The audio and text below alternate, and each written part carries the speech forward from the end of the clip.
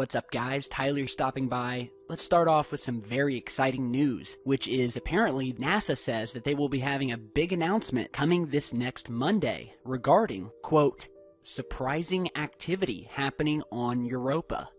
Now, for those of you who don't know, Europa is the icy moon of Jupiter. And if you've watched our past videos, a topic of much mystery and excitement due to the fact that Europa is probably the best candidate that we know of right now in our entire solar system to host alien life. Now, although it is an ice-covered world, mind-numbingly cold temperatures, scientists have felt for a long time now that there is a likelihood of a massive underground ocean resting miles beneath its icy outer core, wherein which this alien life would likely thrive. And so NASA is going to be holding a press conference next Monday to present some new findings about this, quote, surprising activity, more specifically about evidence of this subsurface ocean. Now, from all the information about this that I can find, unfortunately, you probably won't want to get your hopes up about them talking about alien life or anything like that. That's not going to be the focus of this announcement. And we've only got bits and pieces so far, but what NASA has said is that these findings come from the Hubble Space Telescope. They've taken some images of Europa and definitely have to do with activity that may be related to the presence of a subsurface ocean on this icy moon of Jupiter. So this is actually pretty exciting news, because scientists that have studied Europa have long suspected that this ocean underneath the surface is thriving and is very similar to our own ocean, in that the oceans are very salty, just like our own. Furthermore, NASA calculated that the chemical balance of Europa's oceans would be nearly identical to the ones found here on our planet, suggesting that there would be enough oxygen and hydrogen within the waters that life could exist.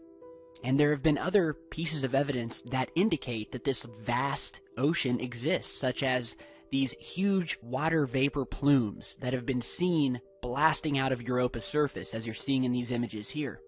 Scientists have also found that the top crust of the moon is actually coated in sea salt. So you guys may be asking yourselves, how is it that this icy cold moon that is located 500 million miles away from our sun on the outskirts of our solar system could harbor an Earth-like ocean?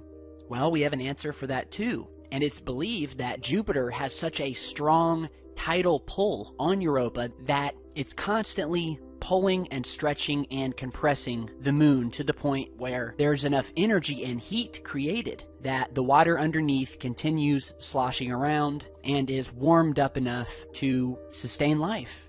So really the answer is gravity that allows this moon to sustain this vast ocean underneath. And where we have found water, H2O, we have always found life. And so it's very exciting news. We will definitely be reporting on it next Monday.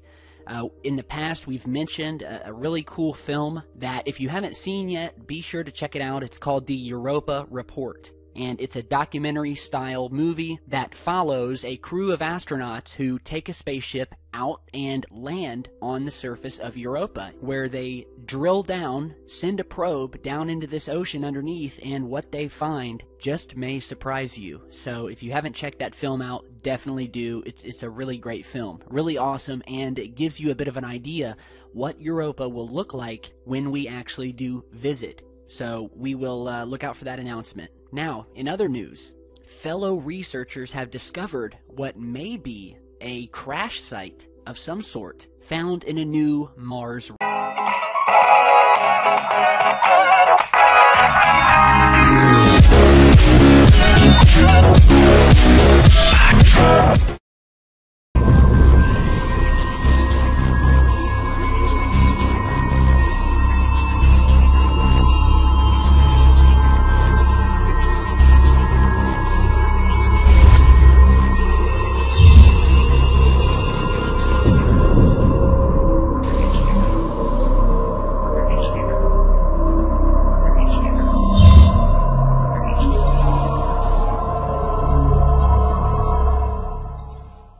Rover image. You're seeing that photograph here.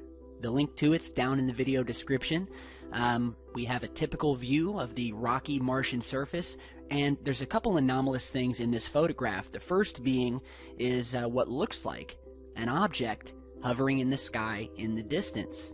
And we'll go ahead and zoom in on that in just a second, but the main focus of this finding pertains to this object here on the right side of the photo. You may be able to see it sticking out already, but I'll go ahead and circle it. It's right here. And we'll go ahead and zoom in here.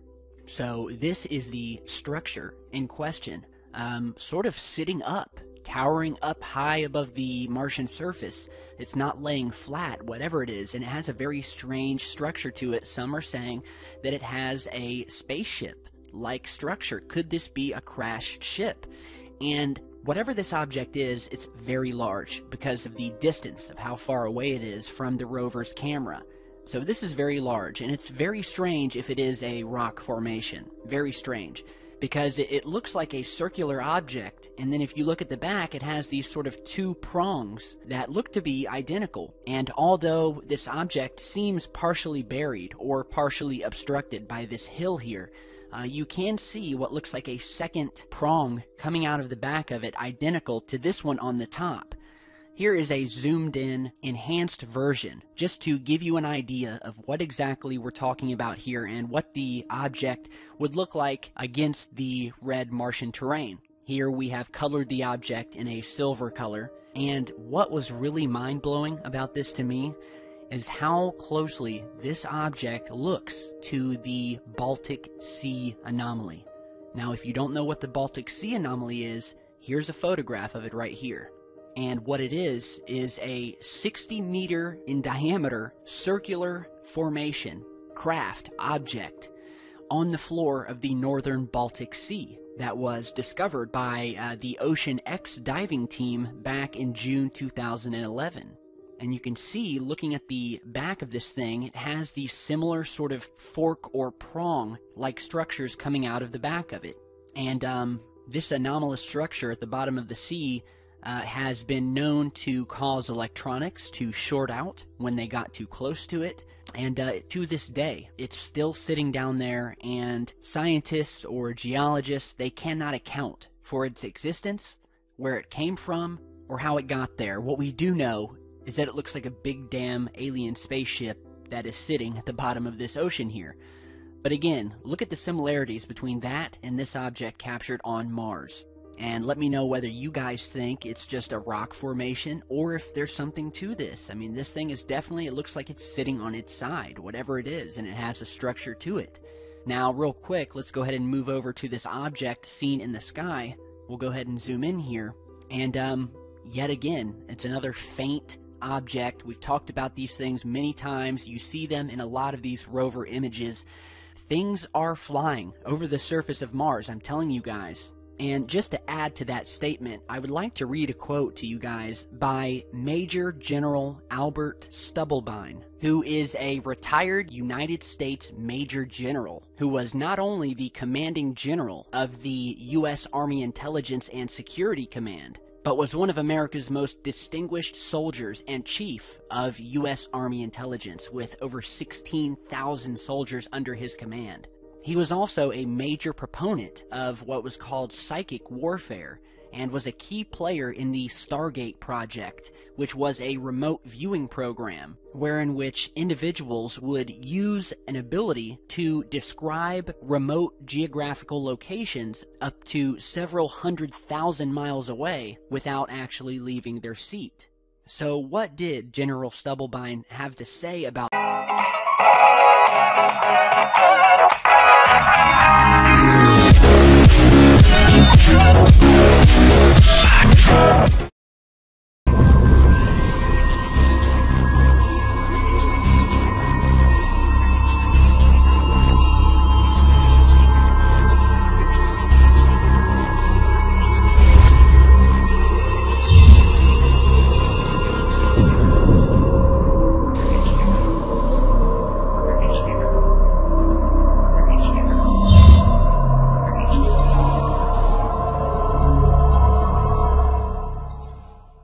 Mars, thanks to some of the intel from this remote viewing program?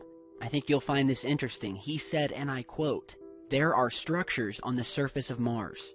I will tell you for the record that there are structures underneath the surface of Mars that cannot be seen by the Voyager cameras that went by in 1976. I will also tell you that there are machines on the surface as well as under the surface that you can look at. You can clearly see what they are, where they are, who they are, and a lot of detail about them."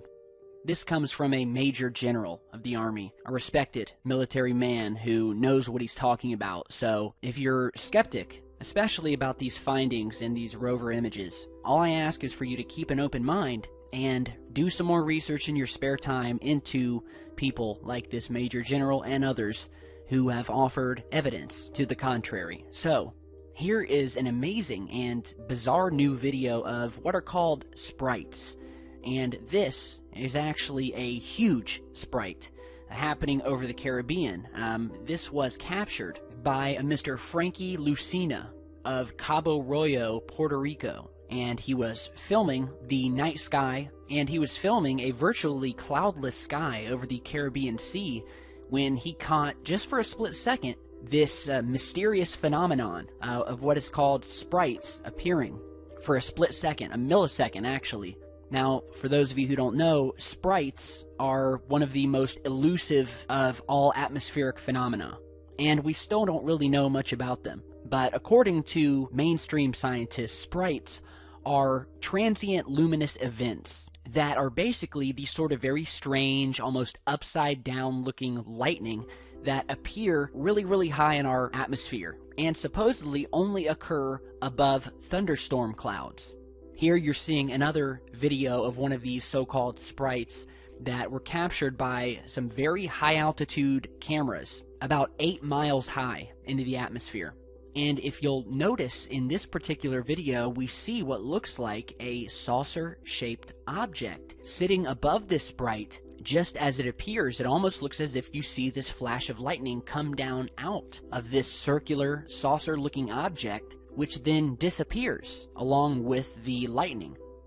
And many people who have seen these sprites have said that these are actually an after effect of these craft exiting and entering our atmosphere, and scientists have actually admitted that this phenomenon is likely created due to a gravitational disturbance in our upper atmosphere. And as I stated earlier, scientists also believe that these things are an after effect, but not of objects leaving our atmosphere, but of simply thunderstorm clouds that are way below. Unfortunately, it seems that they've just been contradicted, because this sprite that you're seeing here over the Caribbean happened just above the ground. I mean, literally, directly above the ocean. Furthermore, there were hardly any clouds in the area, no thunderstorm, and this thing just appears for a millisecond before vanishing.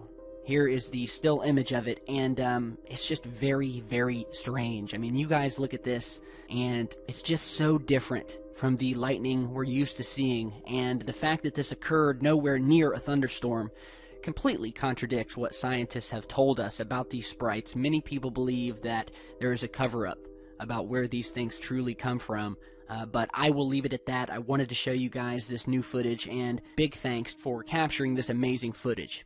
Now on to a few strange UFO sightings. Here is a video recorded in Brighton, England, just a few hours ago, of, again, another one of these strange triangular-shaped formation of lights sitting in the skies, not moving, not doing anything, just sitting there. And we've done a lot of videos on these. Watch our past videos if you haven't seen him yet. But the source stated that he was walking his dog. He saw this formation of lights in the distance, and he sent me a video, which you're seeing here. It's actually a pretty long video. It's about 7 minutes long. And you're seeing a sped up version of it here, just so we can show you a little bit faster so we won't take up too much time. But these things just sit there. Up until the point a large line of clouds come in, and one by one these lights disappear behind the cloud cover. One by one, which you're seeing here. We have one light that's disappeared. We'll go ahead and fast forward to where the second light disappears. There it goes, slowly moving. So these things are definitely sitting there in the sky. And once again, we will move the footage forward, And here we see the last light finally disappearing behind the cloud cover here.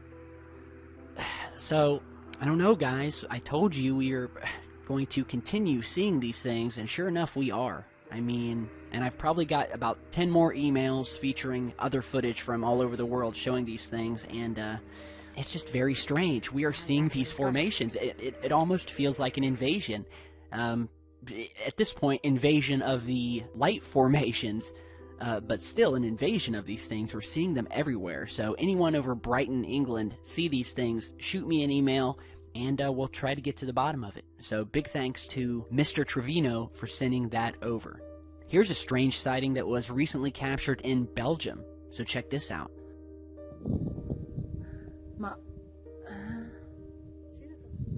Ja. What the fuck? What the shit is dat? Dat is fucking weird. Maar dat is wel nice. Dat is echt cool.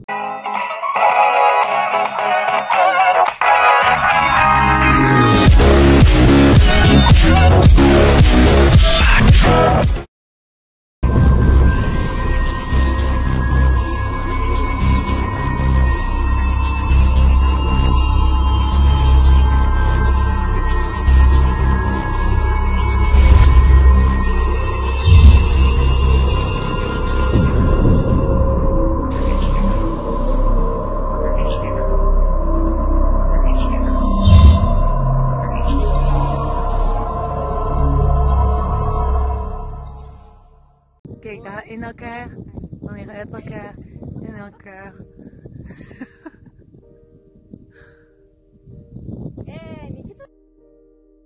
Alright, so this happened over Belgium a few nights ago. The source was out with his daughter when they saw these strange lights up in the clouds, moving around, creating these extravagant sort of formations, changing shape, and they had no idea what it was, sent it over to us. My first thought was, could this have been searchlights or spotlights, possibly at a local event or anything like that? So I emailed the source back and asked them, did they think or did they see any spotlights? Usually when you see these spotlight shows, you can usually see the lights coming down from the surface and sort of gauge a location from which they're coming. The source replied back and said that they knew nothing of any events in town that were using spotlights. Furthermore, they said that these lights, whatever they were, they did not have any rays coming down to the surface, but actually appeared as if the light source was coming from above the clouds. And that is what's really strange to me, because we've actually seen these cases before, where we will see lights being reflected onto the cloud cover from above, not below. And through research of my own, I was unable to find anything happening around Belgium. I've emailed a couple friends who are locals in Belgium. They know of nothing. So, again, anyone in Belgium see these things, shoot me an email. Let me know what you guys think.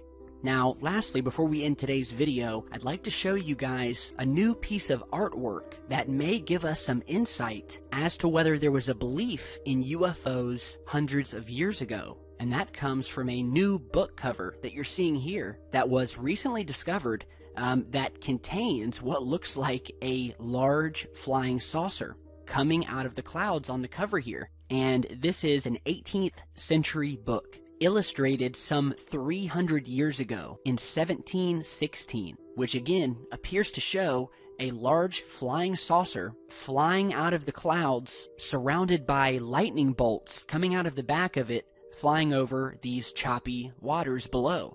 Writer Reed Moore, who runs a culture blog, noted that the book, a treatise on mathematics, shows this woodcut illustration on the cover with this saucer-shaped aircraft flying out of a storm cloud, trailed by these lightning bolts. The work, written in Latin, authored by Johann Caspar Funk, a renowned mathematician of his day, is garnering a lot of attention due to the fact that we have a saucer-shaped object which is considered to be a classic UFO shape. And it's causing many to think that this drawing does support the theory that UFOs have been witnessed and or chronicled throughout history. What is unusual in this case is the similarity to the modern consensus of what UFOs look like. The blogger went on to state, quote, "Most specifically, it is the aerodynamically rounded shape of the craft, with the dramatic effect of the UFO appearing from behind storm clouds and somehow propelled by an electrical phenomenon, most likely a magnetic propulsion system of some kind. While strange flying machines have been depicted in art for centuries, this specific incarnation of what is generally agreed and considered to be a classic UFO saucer shape, this is what is unusual considering the 300-year-old date." So, is this proof that flying saucers were witnessed in the 1700s? Let me know what you guys think. It's definitely not the first piece of artwork featuring saucer-shaped craft descending from the heavens.